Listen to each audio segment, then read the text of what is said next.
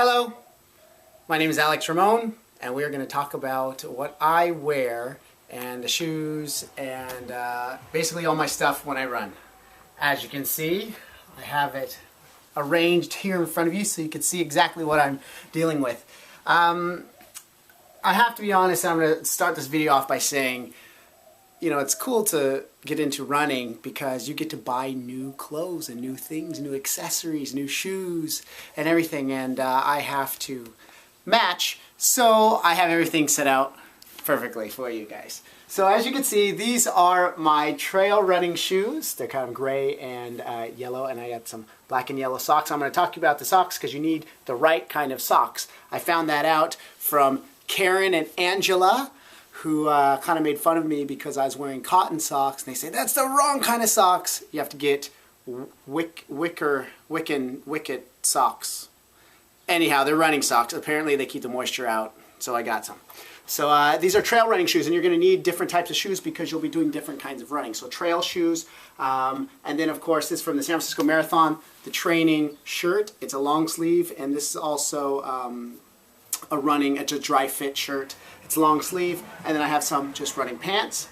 I have, these are my track shoes that I wear on the track or during a race. They're the Nike Frees. They're very, very comfortable for me, and you'll have to talk about when you're finding shoes what you're going to want to run in, and these work well for me. I have a neutral foot, and when you talk to the people at Sports Basement or other shoe locations, you'll be able to know what kind of shoes are best for you. But these work for me, and as you can see, they're red and black, so I got the red and black socks, and then of course black spandex, and these are my warm-up pants in the red, and they're from when I was on tour with Disney Live, and these are my warm-up pants, and they're breakaways actually, so I can have shorts underneath them if it's hot. So, and then I wear gloves too, because sometimes when you're doing early morning runs, you have to, it's cold and you have to keep your hands warm, at least I want to, so my appendages feel alive and not dead. Usually, if it's really cold, it will take about 2 to 3 miles for my hands to actually warm up. So that's something to note. And usually just cheap gloves at Walgreens are $1 or something, and that way in case you lose them or you could toss them during a run if you even want to. You don't want to litter or anything like that, but on races, you can do that. And then we got some other shoes. I've had these shoes for years and years and years. I really like them. They're really comfortable. They're Adidas, and they're blue with the blue matching socks. And the Worth the Hurt training program for the San Francisco Marathon training program. That's what it's all about. And I have that, and then I have my shorts. These are actually like basketball shorts, but they're not really running shorts, but I wear them anyways. And then of course I have the matching blue gloves, and then blue spandex shorts, and I have long spandex too to go underneath the shorts. It all depends on what you want to wear. And then of course the San Francisco Marathon training hat. That's something good to wear because the sun will get in your eyes and also keep the sweat off your face while you're running. And so that's basically, oh, and then I have a warm-up jacket. This isn't really technically for running, but I wear it anyways. It's Puma, so it's nice. I like it. But as you can see, I got it all color coordinated, the blue, the reds, and the yellows, and the grays. And then a few other accessories that I'm going to talk about are just what I wear sometimes is, because I have difficulty breathing sometimes with allergies and whatnot, is I use these breathe rights. And I'll wear them, I put them right across your nose, and that way it opens up your nasal passages and you can breathe easier as you're doing some long runs. That might be beneficial to some of you. You might want to look into that. I also wear a sweatband on my wrist here. And what I do is I actually don't use it for sweat.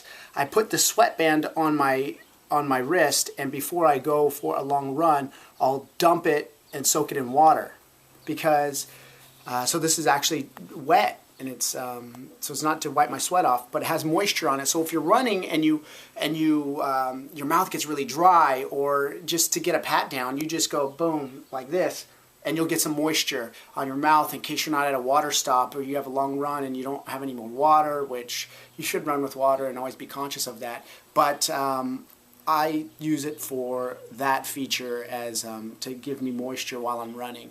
And this was really, really handy when I did the relay, which is the 194-mile race. It's a relay from Calistoga to Santa Cruz, and I use this a lot.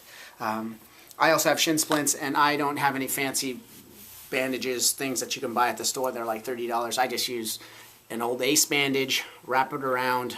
I use some elastic,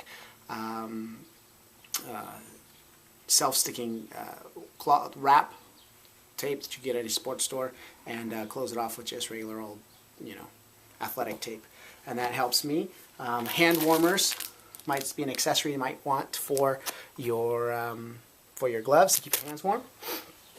And now we're going to come over here and I'm going to show you, because I just ran 2 races. I've only ran 2 races since I began 3 months ago running. And I ran the most recently the San Francisco Beta Breakers as the 100th race. And this was my medal. Thank you very much. And this was my bib.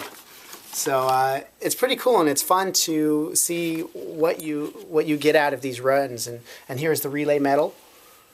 And again, 194 miles, the relay 2011, and this was my team bib. In fact, I didn't get to keep my team bib my personal bib, because I had to turn it in to get the medals, and I was a little upset about that. But my friend Chad, thank you Chad, let me have his. So this is Chad's.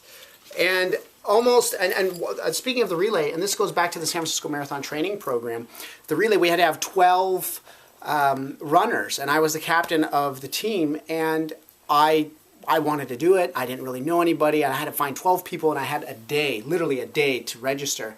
And I was able to round up 12 or 11 others, 11 other runners to do this fun event, but they were all from the San Francisco Marathon training program. And that's what I think is just so amazing, is there's this family of runners, all part of the San Francisco Marathon program, and they are all into the same thing you're into, and you guys just want to have fun and run well and have a good race. And so I found 11 other runners from the program, and we had a great time, and we got to have a medal, and it was just it was a blast. And of course, if you're going to do some runs, you need safety pins, so I have a bunch of safety pins. And then goo, I talked about that earlier. I'm not a huge fan of goo, only because I'm a texture person, and it's gooey, but it's good for you. And then, of course, the watches. This is my watch, and then San Francisco Marathon Training Program gave me this one to use until the race, and it's a Garmin Forerunner 205. It's really nice because it has a lot of features. And these are just a lot of the accessories, like I said, you need. And then one of another accessory that I use is an iPod Nano, and it's so small. It's just, it's like the size of, like a quarter almost. And it's really light. You just clip it on, and it won't fall when you're running. And I use regular, the standard Apple earbuds. I don't have a problem with that. But anyhow, so this is some of the things that I use when I run, and I wear when I run. And like I said, it's cool because you get to go shopping and buy new clothes and new shirts and new shoes and new everything to go have fun on a new adventure like a marathon.